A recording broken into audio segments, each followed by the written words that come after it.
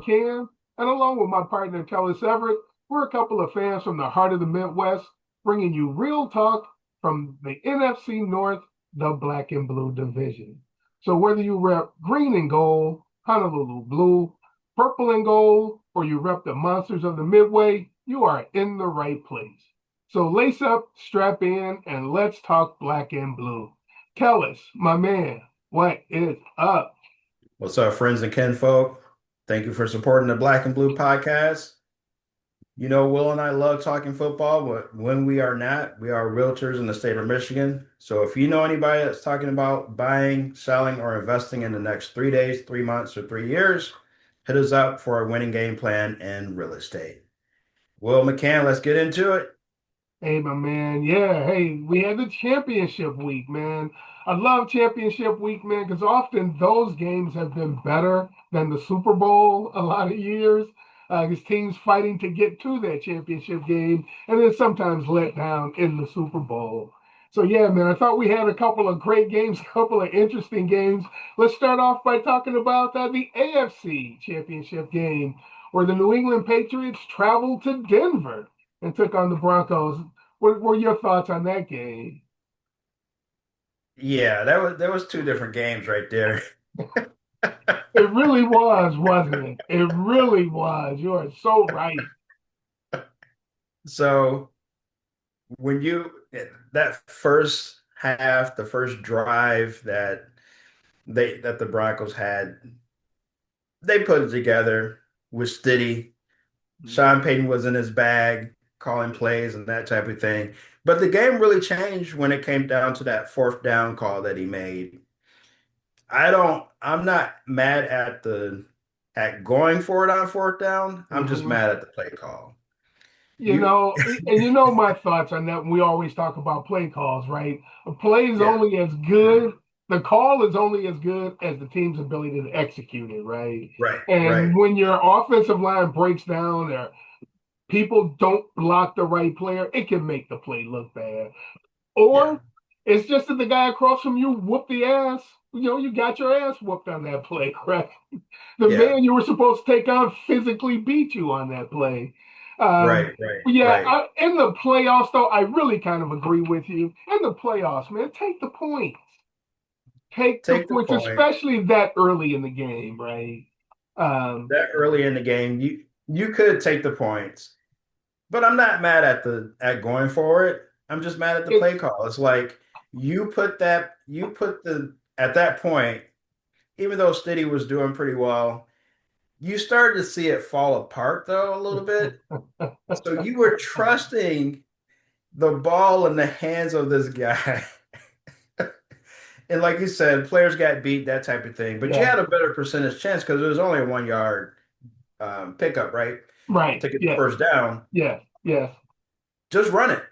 yeah, Run it, sneak it, whatever you need to do, but don't try to throw the ball. So yeah. I thought Sean Payton kind of outcoached himself Got or cute. Kind of got got cute cute. and Yeah. tried to do too much.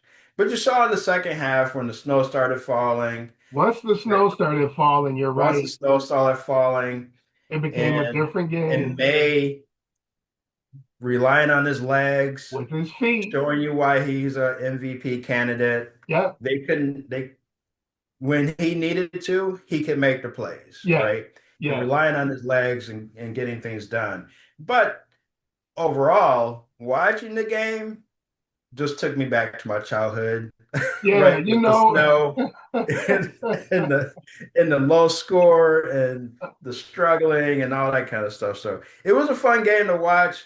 Like I said, it was two different games. Certainly Uh, was.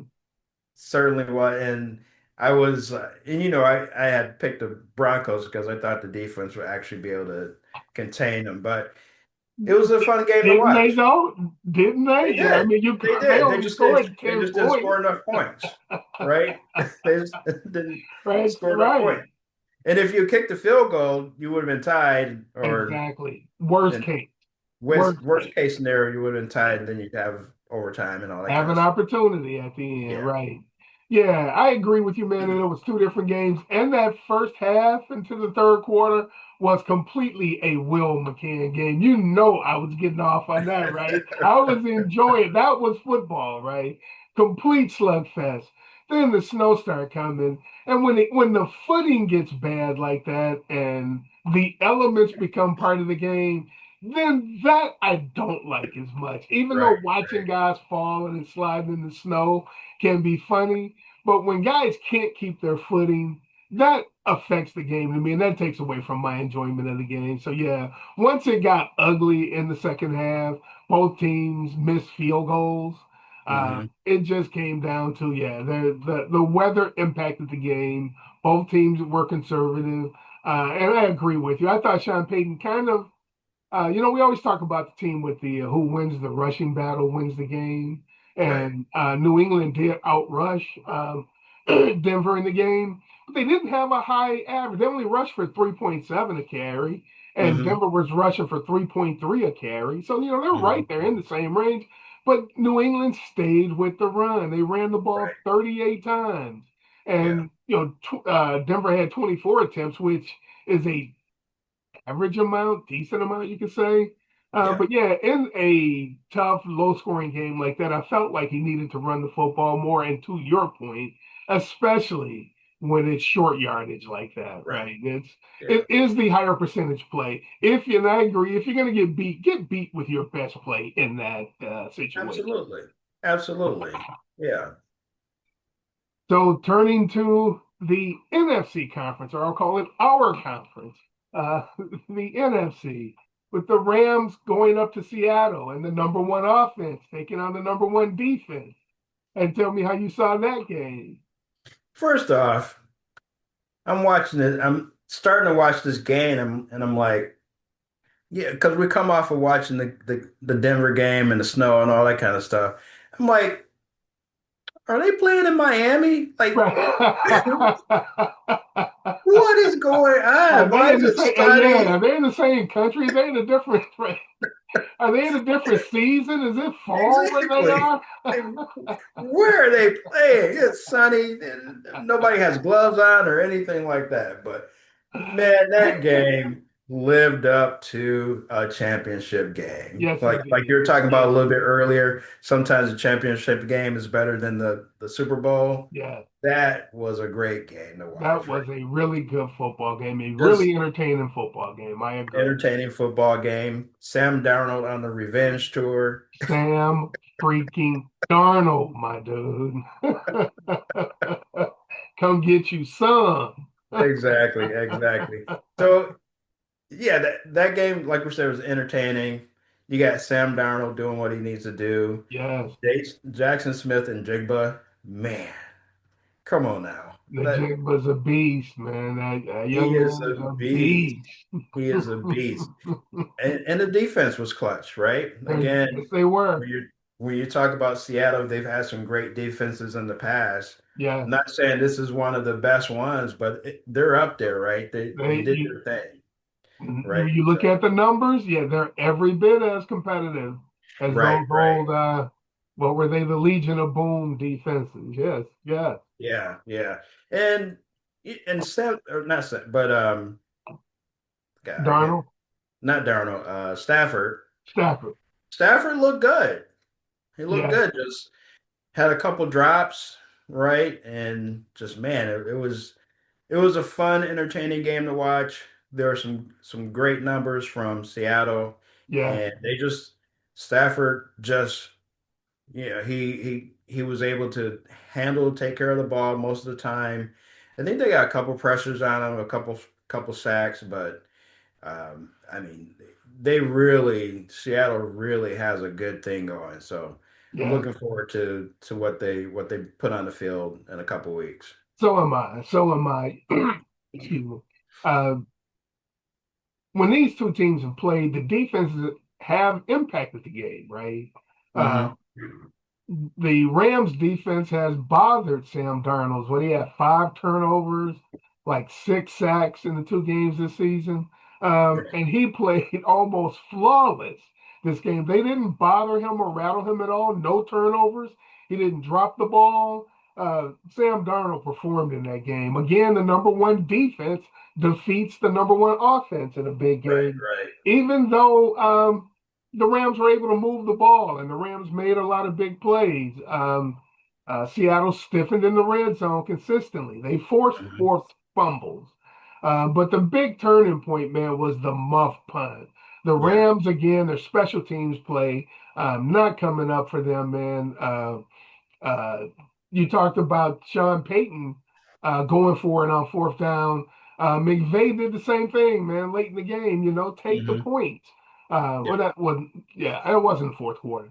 Yeah, take the points in that situation, man. Even if you get the ball back, now you only need a field goal to win the game, right? Instead Right. of needing a touchdown, even though you started at your 7 yard line, it's different having to go that 93 yards versus only having to get about 50 yards of Right. field position to try to get at least a field goal to temp off. And So, yeah, that in fourth the down, playoffs, go ahead. and that fourth down you're talking about was a 4th and 6. Yes, yes, yes. Okay, just It just go get the wasn't, points. yeah, you're fourth and goal, man. At that point, yeah, fourth and goal from the six. Like you Yeah. said, 4th and 6, man, take the points. Take the Yeah. points in that Take the situation. points and come back and get a field goal. Because when you look at the toward the end of the game, you had opportunities where you could have just gotten that second field goal if you Yeah, had. yeah, Yeah. yeah. Yeah. Yeah. And then that game, just the way it played out, we talked about the game the week before, Houston and New England. And that game had 15 possessions. And Hmm. so something's going on crazy in that game, right? And I said, you get that many possessions in the game, you either have teams making a lot of big plays, quick strike, big play scores, or you get a lot of turnovers like that game had. Watching that New England game, there's a third way. Teams just keep punting the football, right? Right. So Right. it's a bunch of three and outs because there were 13 possessions in the Denver New England game because they just kept exchanging punts. But there were only 10 possessions in that Rams Seattle game because both offenses were being efficient. They're moving the ball, right? There Yeah. And weren't as taking many that point. clock. There weren't as many punts. I think both teams punted the ball 4 times, Yeah. but the team possessions are ending in field goals or touchdowns, right? Hmm. So Hmm. yeah, I thought that was interesting from that game. If that game went along so quickly for the game to have had such a high score, I felt like that game ended quickly. And then Yeah. as I'm Yeah. looking at the numbers later, I'm like, okay, yeah, that's it. There were only 10 possessions in that game. Right. Right. So my question to you is, we had a discussion about Will McCann's gut feeling versus the analytical side of Will Yes, McCann. yes, While yes. you're watching this game, what did The you? whole time I'm watching it, I'm believing my gut. Because I'm still thinking it's going to come down to Stafford at the end. But when they Hmm. got the ball at the 7 yard line, that was when I started to doubt. I'm like, man, to have to go the length of the field, yeah, they got, nothing positive happened in that last possession to set them up for an opportunity to win. Because, like I said, like you were saying, I read off all the numbers, all the trends, all the stats, but I had a feeling this was Staff's year, Yeah. and it just didn't come. They just didn't get the opportunity for it to Yeah. happen. So yeah, up until they got it, I'm still thinking. The first time I started to worry was with the muff punt because Yeah. I'm looking at possession after possession. As long as the Rams keep scoring, they're there. Basically, giving up the muff put Seattle in scoring position when they didn't have chance to, or the Rams didn't have chance to change field position at all to Hmm. affect their ability to score. So they basically are going to be down an extra score once that happened, and Yeah. not taking the points, they never made it up because of it. Well, they kind of got it back with the unsportsmanlike penalty because that came at a point where it was like a third down, third and long or something. It did, yeah, Yeah, it did so convert. It it did gave convert them a a new set first of downs down at for the them. spot Yeah, of the file, and then they were able to score, right? So they right. did kind of balance out. but I can see where the analytical wheels are spinning for you. Yeah.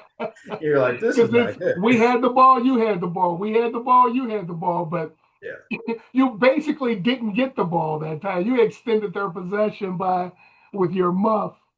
right, right. Exactly. Exactly. So turning to back to the black and blue division, man. Let's talk a little bit about where we are here in. We still are in the postseason here for the 2025 season. Let's talk about where the teams in the division are as we get ready to complete the 2025 season and turn to the 2026 season here. So let's start at the top of the division, talking about the division champs, the Chicago Bears. Tell me what your thoughts are about the Bears Yeah. So so my far. thoughts on the Bears, amazing season for them. No one expected them to finish first in the NFC North. However, and also win a playoff game, right? Yes. Right. However, they got some work to do. They really have some work to do.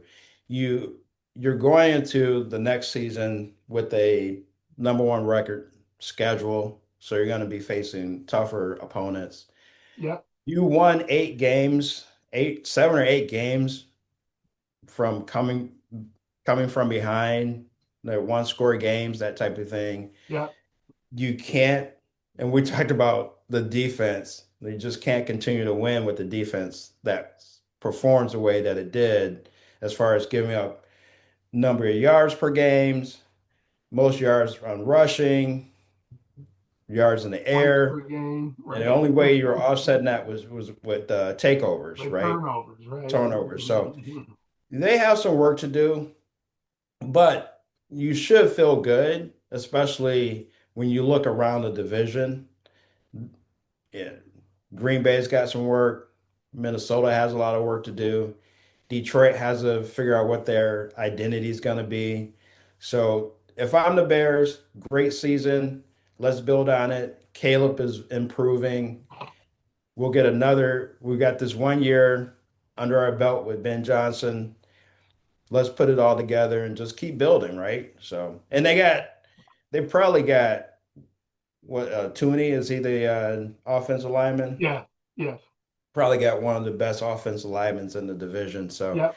Yep. you got some parts there. You just really got to figure out what you're doing on the defensive end. I think they're going to be losing a couple safeties this season to do the free agency. So if they can get that defense together, they'll be able to do some things. Yeah. I agree with you. They were fortunate not to have any coaching changes, right? Not to have any Yes. big coaching changes. They didn't lose any coordinators. So they will come back year two with the same coaching staff, right? So another year under their belt, I think, will be positive for them. Like you said, they had a positive season, man. They won the division and then won a playoff game and made it to the divisional round and lost in overtime in the division round, right? So they were competitive week in and week out. So I think things are positive for them going forward. Um, Agree with you about just the way the season played out, right? Them having six come from behind wins. Like I said, seven, I think, one score games. And Yep. then it may have even been eight. I think you might be right, but six of them were come from behind wins in the fourth quarter. That's hard to sustain, right?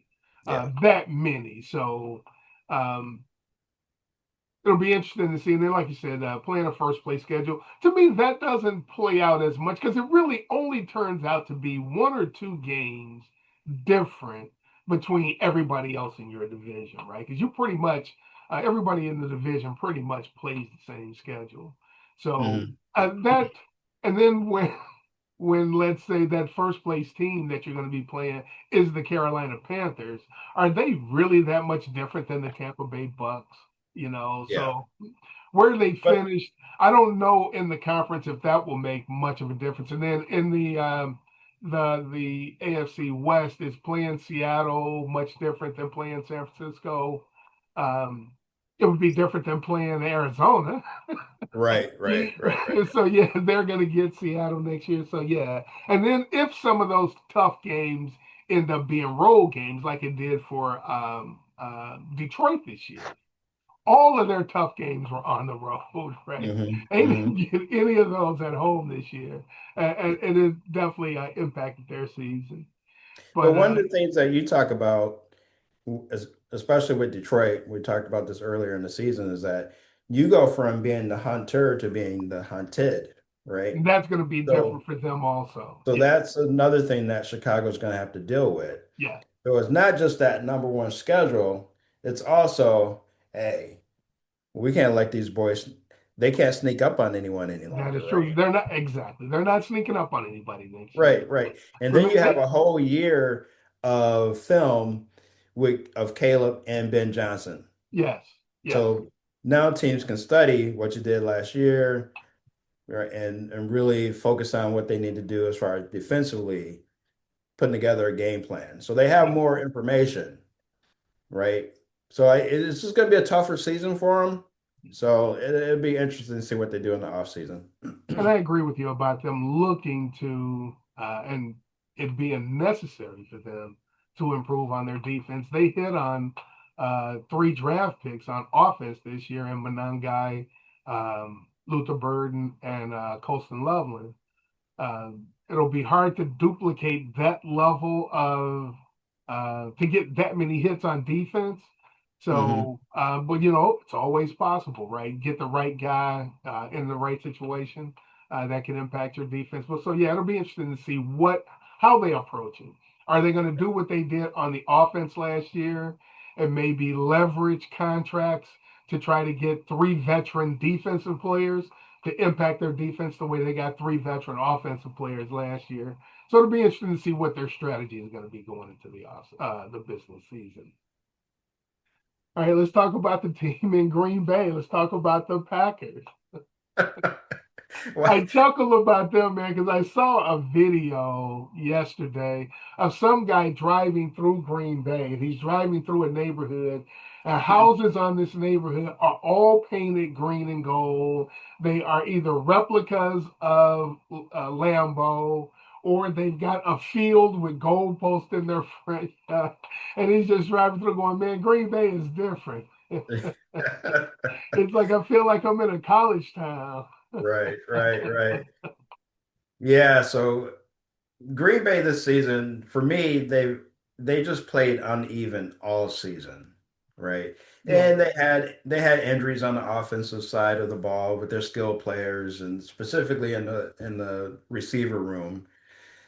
But to me, they seem to play an uninspired football all That's an season. interesting term to use. Okay. All season. Okay. And you went ahead and you extended LaFleur. So hmm I, He's I their coach. They committed to him. Yes. yeah, they committed to him. So I'm not really excited about what their product's going to be for next season, Wow. especially, especially Wow. yeah. Hey, look, they lost to the trash Cowboys. You are not gonna you are not gonna forgive them for that. Actually, it wasn't a loss; it was a tie. I But was gonna say that too, and you're even calling it a loss, and they didn't lose. it should have been a lot. It was a lot. But here's the thing. Your most impactful player on defense is injured. He's probably not going to be back until what, late October, At early least. November, At least. at least. So And when he comes back, how impactful is he going to be? exactly, exactly. So you have some problems there. You have a new defensive coordinator coming in because Jeff Hafley's accepted a head coaching position. Um, you're gonna have some new defensive game coordinator under that situation as well. Yes. So on the offensive side, I still have issues and concerns about Jordan Love and the receiving room or crew that they have.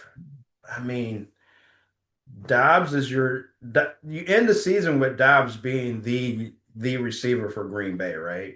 Mhm. Over Christian Watson, and we thought Golden was going to be able to do some stuff, but I just feel like, man, I can't see them having a successful season, and I gotta see something, right? I gotta see some off-season moves that are going to be very impactful.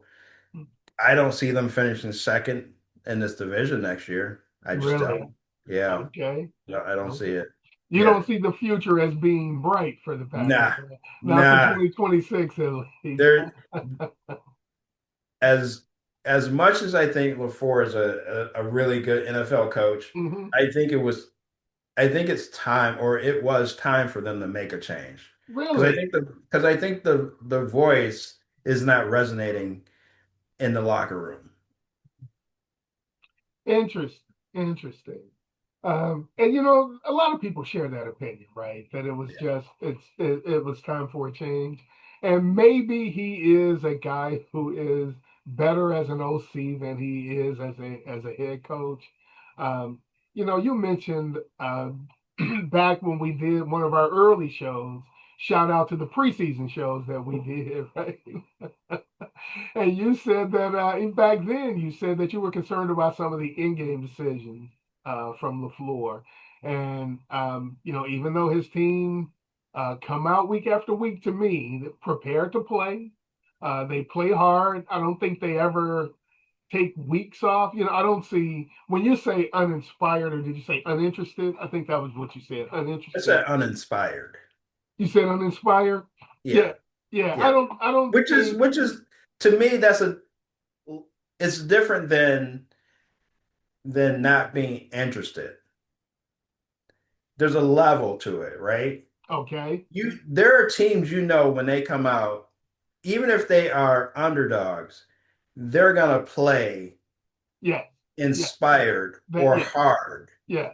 To me, the Packers do not play hard.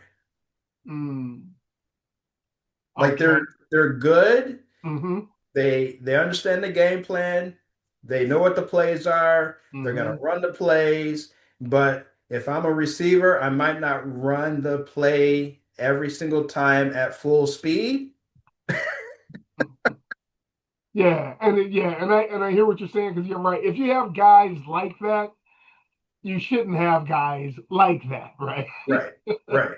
Yeah. So yeah, I mean, I I hear where you're coming from. I think a lot of times, I'm at a loss to really describe what's going on with their receiver room because I like those guys. They seem to be talented. It's like, is Green Bay the place receivers go to die? I mean, why do they seem to be so inconsistent with their play? Now, with Watson and Watson Dobbs, and who am I forgetting? Reed. Watson and Reed just can't stay healthy, right? Right. That's the issue with that's why their performance is so uneven. And that's why often Dobbs is their most reliable receiver because he's the guy who's out there. Again, at best, Dobbs is a number two receiver, right? We thought Golden was going to be because we thought they were going to force feed him, and they never got the opportunity to do that, right? Hmm. Jordan Love, I know you don't. You're still. You think the jury is still out on Jordan. I think he is who he is, right? You've started that many games. You've played that many playoff games. I think you are who you are at that point, right? I think there are opportunities for like a Jared Goff, um, uh, what's my man's name? Rich Gannon going way back to the early 2000s. Since going back that far is way back for a lot of people. uh, just takes guys sometimes time to mature and further develop their game, right? Even Yeah. though you see that they are a good NFL starting quarterback, they don't appear to be somebody who is ever going to reach the level of elite, right? And he Right. probably isn't. But there is opportunity in there for him to grow. But yeah, will he ever get to the level of being an elite level quarterback, being a guy who can week after week will his team to a victory and he be the reason they won? He's not probably ever going to be that guy, right? But I Right. think he is a guy you can win with, and I still think there's opportunities for growth in his game. But I think you can put Jordan Love out there in big games today and be confident that he will go out and execute the game plan and give you a chance to win. Yeah, I believe that. You can win a championship with Jordan Love, Yeah, but you got to have pieces around him, specifically a really nice running back yeah, tandem, yeah, right? And then your defense has to yeah, be able to keep teams under 20 points. yes, yes, So, but you can do it. yeah. You can win a championship with Jordan. He, I think what you're saying, and you're not saying it, he's not going to be an elite quarterback. That's yeah, I did say it. He's never going to be. I don't think he's ever going to be an elite quarterback, but I No. think he can be in that upper echelon of level two quarterbacks, like Mhm. a Matt Ryan, a Jared Goff, a Matthew Stafford, right? I think he can get to that level. He's never going to be Joe Burrow or Josh Allen or Mahomes. He's never going to be Aaron Rodgers at his peak, right? He's never going to be Ben Roethlisberger, right? But he can be one of those, those high level tier two quarterbacks. I think he can be. I think we have some discrepancies in what we're considering elite here. We're gonna have to do a separate We're gonna show have to on have a conversation about that. That's gonna be a separate conversation. because because I think you said that Matthew Stafford's not elite, Matthew Stafford is not but elite, then so you that's said gonna Ben have to. Roethlisberger's elite. Ben Roethlisberger was elite. Elite, yes. Okay, Ben all right, Roethlisberger was yeah, elite. we're gonna Yes. have to have a We're conversation. gonna have a conversation about that. Oh, whoa, oh, Yeah. And I'm thrown off by Big I'm going to Ben. leave it. I'm going to leave it with this as just food for thought, right? And it could just be circumstances. But was it easier to replace Matthew Stafford or Ben Roethlisberger?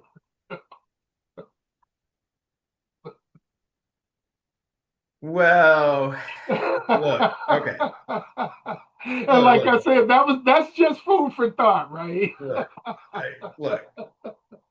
I'm just gonna say, Because that is definitely I definitely No, no, no, I no, can no. admit that was loaded, right? That is completely loaded. The, That you is replace completely by circumstance, you right? replace Matt Stafford with the number one draft pick, right? And you actually traded Stafford, right? Exactly. You moved Stafford for an asset versus Roethlisberger retiring. So, like I But said, we can get into I knew it was loaded when I said it, right? it. All right, let's Oh talk about man, the Minnesota Vikings here. Um, how do you feel about the Minnesota Vikings so far at the end of the 25 season for them? that was a really rough season for the Vikings. The upside is that they beat the Lions twice, Which, yeah, yeah, but which great lets thing, you know they're a good football team. they're a good football team that have a defense that's capable of winning playoff games Yes, and maybe championship games. You yes, just got to figure out the offensive side of the ball, right? yes, And that the big issue is your quarterback. your quarterback. So I that's the thing for me is you got to figure out what you're doing with your quarterback, what the offensive side of the line or offensive side of the ball is as far as the culture Yes, of the team, right? But once you get that figured out, on the flip side, your defense is ready to go. yes, Offensively, you have skilled players. You got Justin Jefferson, you got Addison. yeah, You have a yeah, decent Mason, backfield, yeah. right? It's just the leader of your team is most. Nah, I'm not in the locker room, but it feels like some members of your team do not believe in who you have as your quarterback. Mhm. So you got to figure that out. Yeah, yeah. Yeah, I hear you, man. I agree with you about their defense too, right? It was as we were talking about looking at individual teams, and I'm thinking about who's the MVP for this team, who's the MVP for that team. And as I look at both, and you mentioned the Packers, as I looked at the Packers and Vikings, their seasons were both so uneven. I couldn't even think of anybody. I'm like, who had a good season on their Hmm. team? Even as good as Minnesota's defense was, nobody actually had an outstanding season, right? It's Right, just that collectively they played Brian Flores' defense so right, well, they were just shutting teams down. Neither Grenard nor Van Ginkel had big years rushing the passer. right. Hargrave and the other lineman they signed in free agency, I can't think of his name right now. Neither one of them had a real big impact. Harrison Smith had a decent season, but of course he's at the end of his career. My man Josh Metellus had a great season, but MVP level season, I couldn't say that, right? So No, yeah, when I looked at their team offensively and defensively, it's like, yeah, man, their season was very uneven. A lot of it due to the quarterback play, or lack thereof, if you will. Definitely, as we said it and beat it into the ground about JJ. Has to learn to play better within the structure of the offense. Um, Long way to go to me, man. Just not enough. And when you think about Caleb, Nix, uh, who else Daniels, was that? Jaden Daniels. I wasn't including him because he got hurt and lost a Okay. lot of playing time this year. But those two guys have played and have played a lot, right? They've got Hmm. 2,000 NFL snaps under their belts as starters, where JJ has 500 over those 2 years, right? So that those opportunities for growth that they're having in their early developmental years, they're just so far ahead of his. And if you look at the history of development of athletes, period, there comes a point when you just are who you are and you aren't going to get any better, right? Right, And is he, and that's at about 26, 27, 28, somewhere in there, right?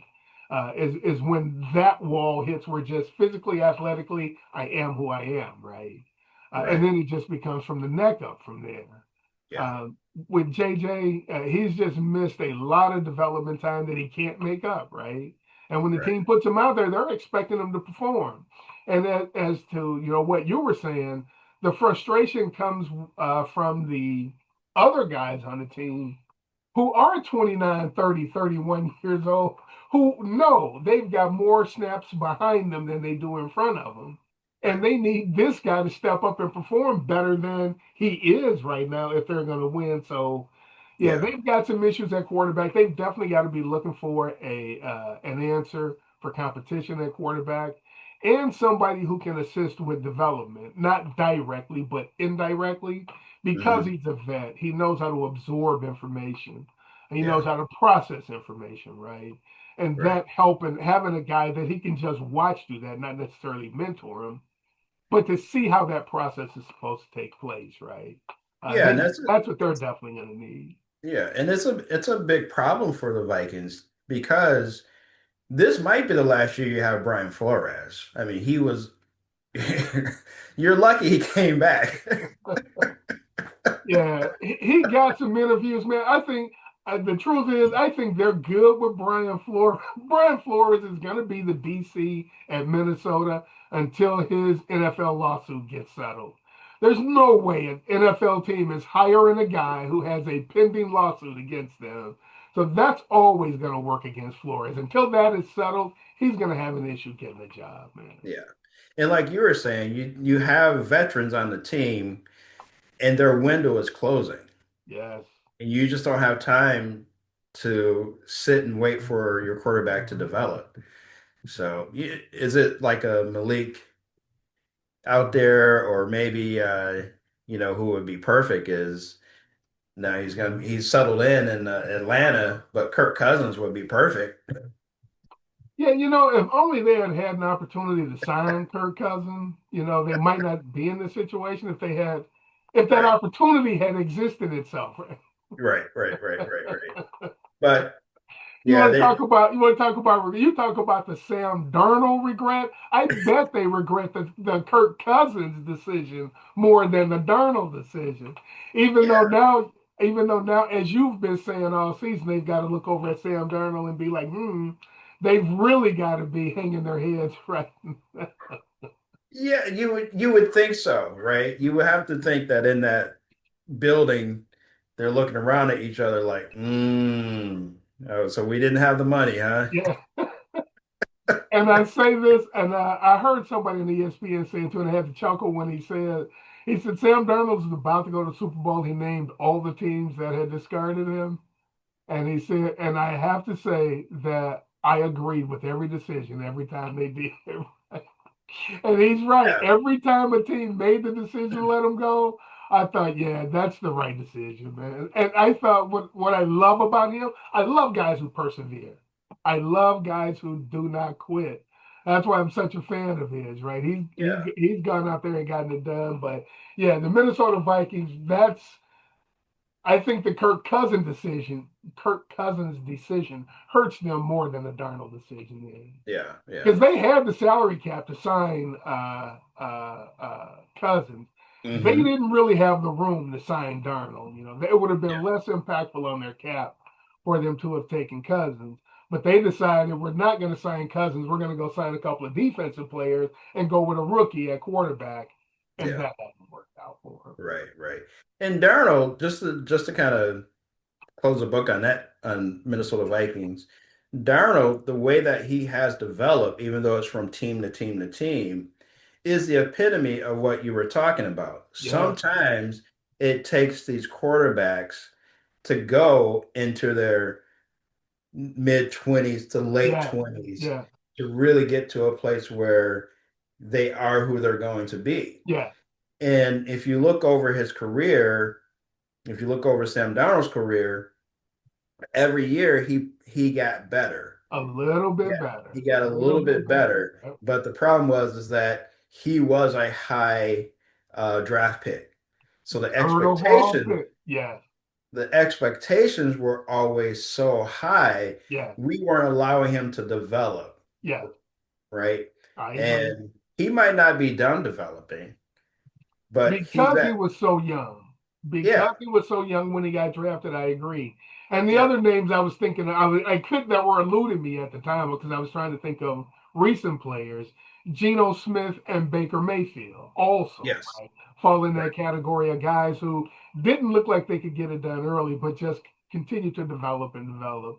And yeah, right. that's where I'm And wondering if that's JJ has to fall into that category, And right? that's why I throw out the name like Malik Willis because it's a, again, you have someone that came in young in the league, had some high expectations. He's been sitting behind Jordan Love in Green Bay. When Jordan was hurt, he came in and he was more than serviceable. Won games, One game. won games. So like if you're Minnesota, you're looking for to bring some competition into the quarterback room, that might be one of those guys. He And is if a guy. I agree. And I think for Malik, if you look at opportunities to play, you're probably going to get more opportunities to play in Minnesota than you will if you go back to Green Bay. right, So yeah, that's right. and they wouldn't have to change the offense with Willis if Willis goes into the game. He has a skill set that is very similar to JJ. Exactly. All right, let's turn and talk about the fourth place team in the division, the last place team, the Detroit Lions. How do you think they should feel so far this as their season has ended? Oh, Detroit definitely should be disappointed. But also at the same time, they got to look at themselves and be like, we made some major mistakes. Like we did not shore up our offensive line. You know, you had the injuries, you had a player retire, those type of things. But you had inexperienced players on your offensive line playing out of position sometimes. You know, you're a guard, now you're playing tackle, or you're a tackle playing guard. You got a guard as a center, right? You had some really tough issues on your offensive line. And then On top of that, you we look back at it, you didn't pick the right offensive coordinator. So Mhm. so then Yeah, midway through the season, Dan Campbell's taking on head coaching and offensive coordinator responsibilities. mhm. So for me, I think as a team, they really need to focus on getting the trenches fixed, offensive, defensive, and we say it every year in Detroit. We got to have somebody on the other side of Hutch. We got Yeah, to have somebody that can bring pressure, right? But skilled players, you got to lock down. Your offensive skill players are locked yeah, down. Hopefully, you can keep Montgomery and you still have your tandem going. You found some gems on your defensive end. I think Calvin Shepard as a defense coordinator was a hit, yeah, and and hopefully he continues to develop as a coordinator. yeah, And you guys find some good defensive players on in free agency. So can they get back to the mountaintop? They can, but the window's closing for them, yeah. I agree right? with that. I agree with that. The Because window is closing. everybody's window is only 3 to 4 years, right? Yeah, And that yeah, window has closed. yeah. So yeah, that I agree with. It's because you'll start to have salary cap issues, Yep. unless you just have to hit on your top three. Well, I won't necessarily say where in the draft, but you would have to consistently draft two starters and two depth players every year for your window to not close, right? Because otherwise, you're just going to lose guys. You've got to feed the salary cap. Guys just won't fit that team that you have. You won't be able to fit everybody under the cap. The Lions' issues right now is that they have cap issues, and then what's going to happen with Taylor Decker? I agree with Hmm. you. They have to address their offensive line. It becomes even more of an issue if Decker retires. Um, and when you say their issues with their line happened when Ragnow unexpectedly retired. Because Right. I think they really would have been okay if had Ragnow been able to play and be Frank Ragnow, and Ratledge was their starting right guard.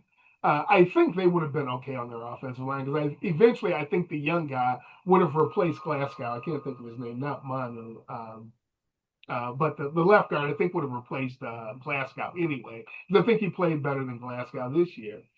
He was starting to play better as the season went on. Ratledge definitely played better as the season went on. Glasgow has probably played his last time for the Lions, or he's definitely a depth player, right? I don't Right. see him starting anymore. Um, and edges, man, they're just hard to find, right? It's when you think of, I go back every time I hear Malik Willis's name, I chuckle a little bit because a lot of the mock drafts, the year him and Hutch came out the same year, had Hmm. the Lions taking Malik Willis at number two, Hmm. and either Trayvon Walker or Hutchinson going number one. And I said to everybody, the Lions are only floating that they want Malik Willis to make people think they're not interested in Hutchinson.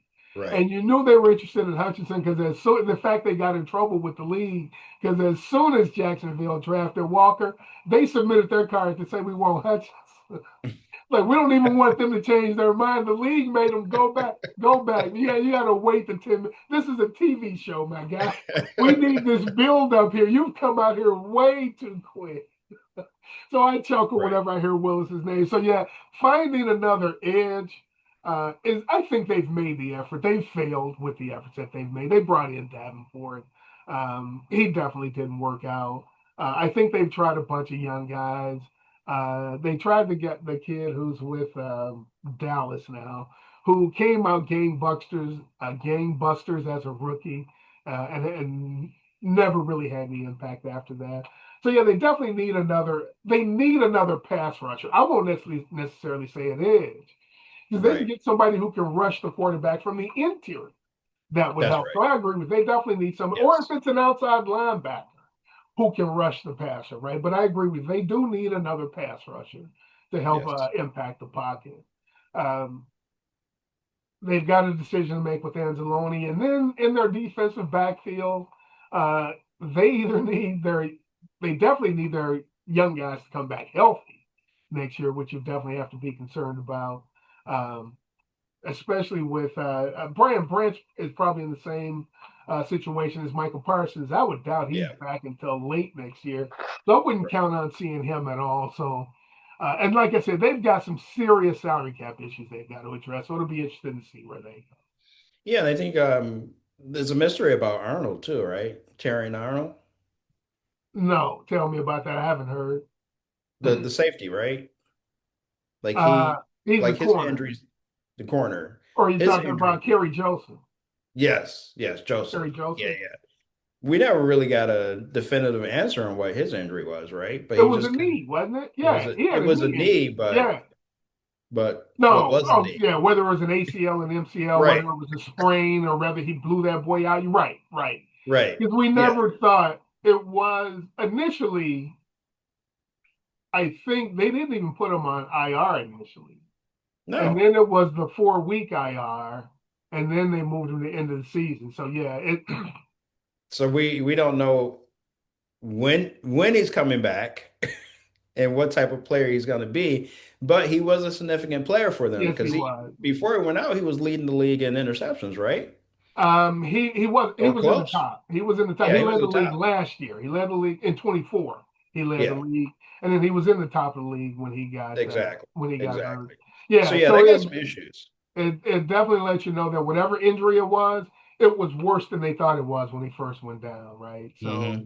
yeah, you Hmm. definitely have to be concerned about their defensive backfield and their guys coming back for next year. Right. You mentioned coaches. Uh, yeah, them bringing in a new offensive coordinator. You mentioned identity earlier. Tell me what your thoughts were there when you said the Lions have to figure out their identity. Tell me what you meant by that. Was it the Lions that said that? I thought I was Yeah, talking about the yeah. Vikings. Because I wrote that down. I'm like, well, that's interesting. I said, I'm not going to address it till later because I don't want to go back in the weeds back then. And I'm going to take it on this while you think about it. I'm going to assume you misspoke when you said it, right? Because you did say it again just recently about the Vikings. That said about the But Vikings. Did I say about the But you Lions? said it about the Lions early on. So yeah, my thought about the Lions is that when they had this identity of being this team that was all grit, Mhm. just we're biting kneecaps and all that kind Yep. of stuff. This year, it seemed like the team was more or less living off of that Hmm. legacy, Hmm. but not really performing that way Hmm. on the field, And I agree with right? that actually. Yeah, Like yeah. they became more of a I don't want We've to arrived. I think they kind of had not that. a we've arrived, That's kind of what I but felt from it. kind of along that lines of we have Hmm. arrived, but I also felt like they had this concept of we're gonna be as we're gonna use our speed versus physicality, Mm. right? We're gonna Yeah. finesse you versus physicality, right? And see, I think it looks that way because of their loss, because of the ineffectiveness of their offensive Of line. the offensive When line. your offensive line is smacking people, then Right. you look like you're really physical. When you're Yeah. getting beat, then especially when you're getting beat physically, Yeah. then it looks like you're more of a finesse team because you're not able to get a lot of those short yardage plays where those dives. It ain't nothing fancy. It's man on man. We're coming right at you versus running traps and sweeps to try to get blocking angles on people. And I get you there. But I So yeah, think that looks that way by desperation sometimes. I'm gonna use this analogy and I think you'll appreciate it. The first few years under Dan Campbell, the Lions looked like a Big Ten team, a Mm, Big Ten college mm. team. This year, they look like a team from the South. They look like a I, Miami. I They was look gonna say like a they look like a Big 12 team. right.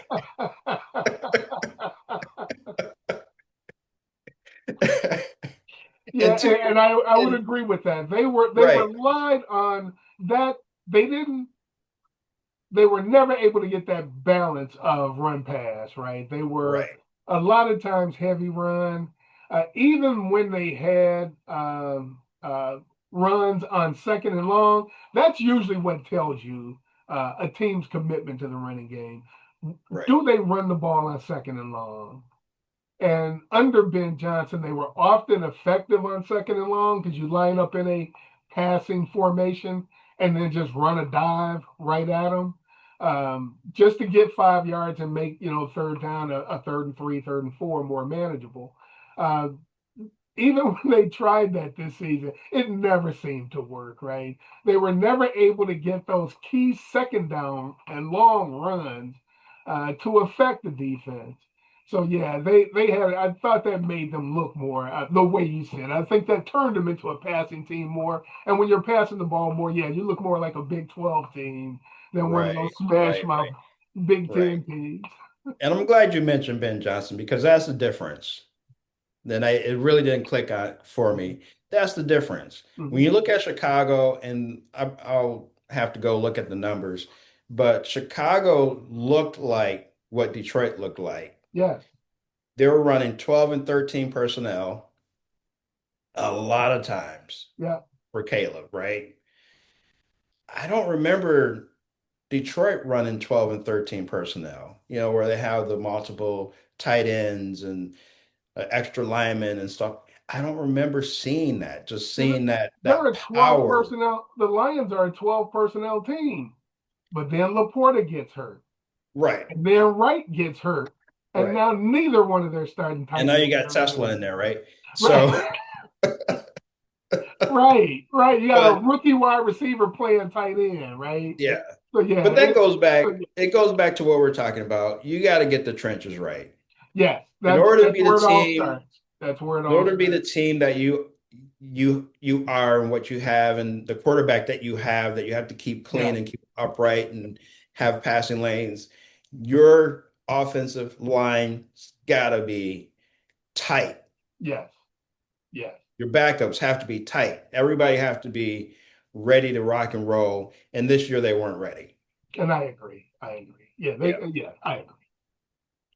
So let's talk about the division and players who performed, who had outstanding performances in the division this year. Let's give out our postseason division awards, right? And this is ahead of what the NFL is doing. So we want to see how much they copy what we do, right? Yeah, this is the NFC. This is the talking black and blue of NFC North MVP conversation. The awards for the end of the year, right? Uh, So let's start with Rookie of the Year. So who do you think the Rookie of the Year is in the black and blue division? Rookie of the year. That's a yeah, I don't know, man. Who you got? Who you got? It took me a while, off the top of my head, I was just like you. I'm like, man, there's no rookie who's done anything this year. Then I went and looked at just who was drafted. And I Yeah. remembered, oh, Monangai is a rookie. Okay. Okay, Monangai could be that guy. Who in Minnesota? None of their rookies stood out. No. Detroit, their best rookie was an offensive lineman who was above average. If he not him, Minnesota didn't have anybody.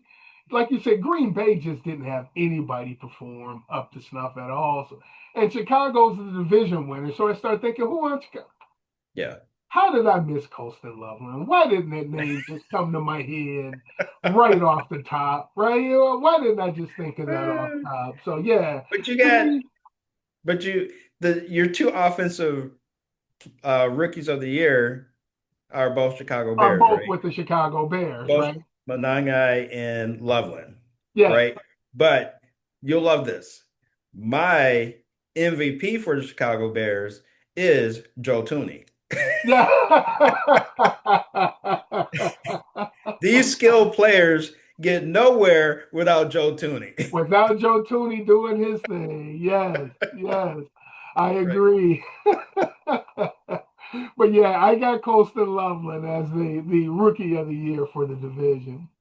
Okay. Okay. All right. Now this is where I had actually had a tough time with this one, and I was surprised. And that was defensive player of the year. Who would you have as the defensive player of the year for the division? For the defensive player of the year, Xavier McKinney.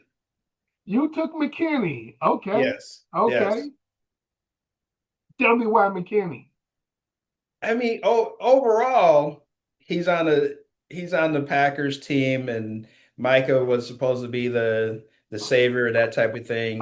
But he's a key contributor to making sure that the offense was able to get the balls in certain positions and times and like that type of thing. 8 interceptions, massive impact on the defense.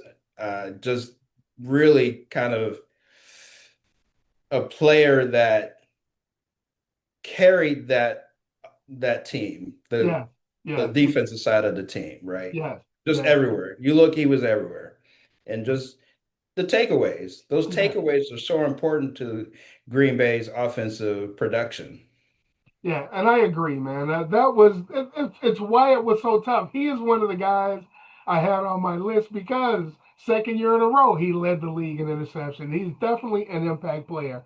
Hmm. Micah was a consideration for me just for his presence alone Yeah, and the yeah. impact that he had. Jack Campbell, who I think is going to be an All Pro, maybe second, third team All Pro, led the division in tackles. I think he was in consideration. Hutch was in consideration. You know, he had the Hutch quietly, I think, because the team didn't perform well, actually had a great season. 14 and a half sacks. He had a pick. He forced 4 fumbles. He had 3 passes defended. I thought, especially with all the attention he gets, like Mike Hmm. does. Hmm. From offensive line. But I actually went with Kevin Byard, the Okay. safety for the Bears, as my Okay. defensive player of the year. His He finished second. He had 7 picks. And he often was the guy making the big play for the Bears in those games that had impact. And his team won the division. So I Hmm. kind of leaned toward Byard over McKinney because the Bears won the division. Yeah, yeah.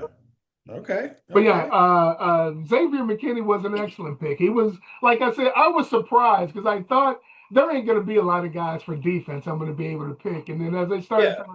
to look at them, I'm like, man, there are plenty of guys who had great seasons on defense in this division. Yeah, this was the year for overall for the NFL where defense really Yes, was leading the game, yes, right? yes.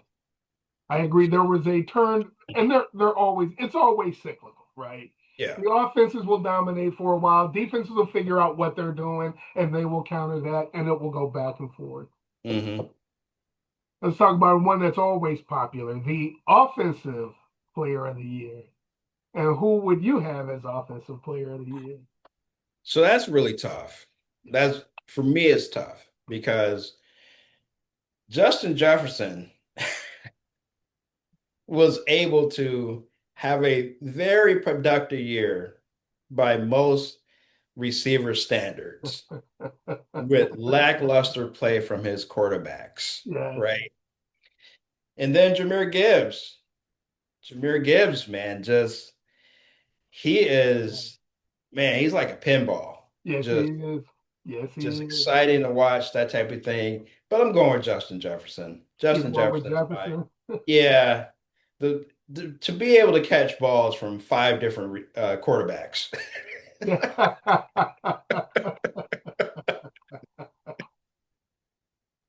It's 80, it. 84 catches, a thousand, his sixth straight 1,000-yard season, Yes. 1,048 yards. Yeah, you just can't.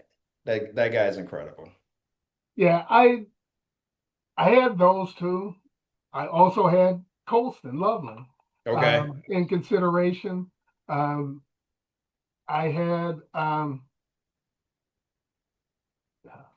somebody I lost. Oh, because I didn't put down 2 people from one team. Amon-Ra St. Brown, I Okay. thought had an excellent season also. But I went with Jared Goff as Oh, my okay. offensive player of the year. He was third in the league in efficiency. He was fifth in the league in passing yards. You know, of course, he led everybody in the division in attempts, completions, touchdowns. and yardage. He only had 10 more attempts than Caleb Williams, but Okay. he had 63 more completions, right? So his Hmm. completion percentage was far higher. He had a far higher uh, uh, uh, quarterback rating, and he did that despite not having a very good offensive line, Yeah. despite being sacked more this year than he had uh, since 2021 when the Lions weren't any good, right? So Hmm. to have a makeshift offensive line and for him to still have performed as well as he did, I have Jared Goff as my offensive player of the year. That's a nice pick. And then lastly, this one ought to be real interesting. Who would be your MVP for the division? My MVP for the division, Yes. man. Look, I so I feel like people will say it would be a quarterback and the quarterback of the number one team in the division. But I can't I give it can to hear it coming out when you said I can't you give it just to the won't. guy. You just won't. I can't, right? You just laid out the facts for you just laid out the facts why he wasn't the MVP.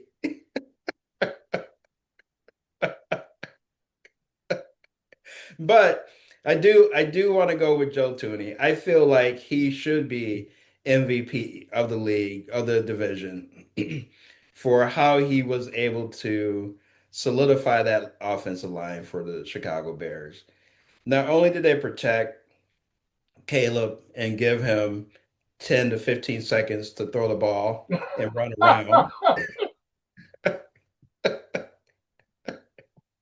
I think they had their first season of running backs having 1,000 yards and quite a long time. I don't Been know what the time forever. I don't and remember forever, when either, right? but it's been forever, right?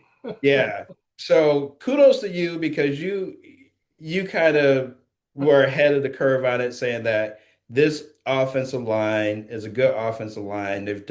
They went out and they got some veterans and it's gonna gel, it's gonna come together. And it did.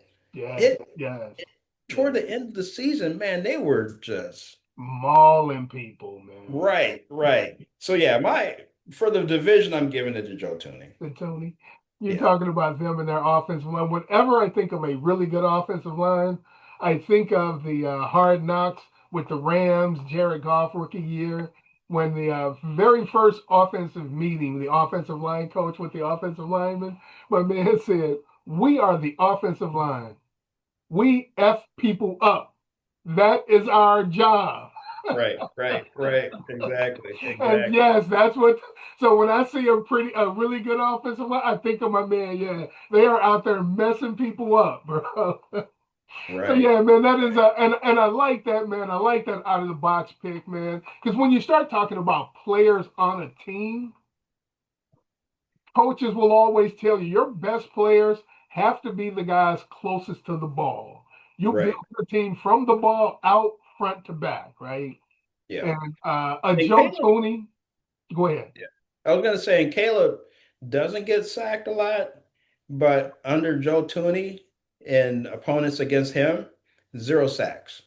And I was going to say, yeah, and I'm going to come to that in a minute Yeah. uh, on the sacks issue, right? Hmm. Um, 'Cause you messed up my whole train of thought there, Yeah, and sorry. because no, not because of what you said. Your Joe Tooney thing just has me rethinking, right? Has me thinking a Yeah. lot in support of that pick. Um, because yeah, I'm as you look at the way the season played out for the Bears, right? And talking about your Joe Tooney, I was trying to figure out where I was going with your Joe Tooney pick. Hmm. Um, there have been years where a guy like a Joe Thomas for Cleveland or a guy like a Panay Sewell for the Lions Right. that guy is the best player on the team, right? Yes. And Yes. when that guy isn't performing, it affects everybody else on the team, right? Right. And when that guy who is in the center playing in the middle of the line playing guard, those dive plays that are working, those runs that the quarterback is making because nobody's pressuring him in the middle, like you said. Having said all of that, and all of that, those reasons that I was given for why um, Jared Goff, There we go. right? I was making a point for Jared Goff being the offensive player of the year. But when we talk about the MVP, I have to go with the guy who led his team to those six come from behind victories. Without those six victories, that team is not in the playoffs. And that was late game heroics where it is all on the quarterback. If he doesn't do it, it doesn't get done. Doesn't matter whether or not it's repeatable or you can replicate that. He did it in 2025. And for that reason, my 2025 MVP is Caleb Williams. The young Okay. man doesn't get the young man doesn't throw a lot of picks. And last year, he led in support of your Joe Tooney pick. In 2024, Caleb Williams led the league in sacks. That man got Yes. sacked 68 times. For Yep. him to Yep. get sacked less than 30 times this year is a significant drop. He hasn't played differently. He Right. still tries to escape from the back of the pocket. He still hangs onto the football too much. So, what was the difference? The offensive line, especially in the middle, played a whole lot better. So, yeah, I definitely like your Joe Tooney pick, but my pick is Caleb Williams. All right. So your cousin's gonna be calling you up and disowning you. Just, he's never going to let me live it down, bro. He is never going to let me live it down. Oh, and he's really going to give me a hard time because you pick McKinney and I pick Bayern.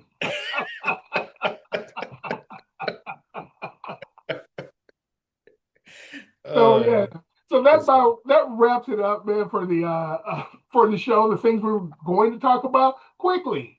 Let's talk about next week as we get ready to talk about the Super Bowl.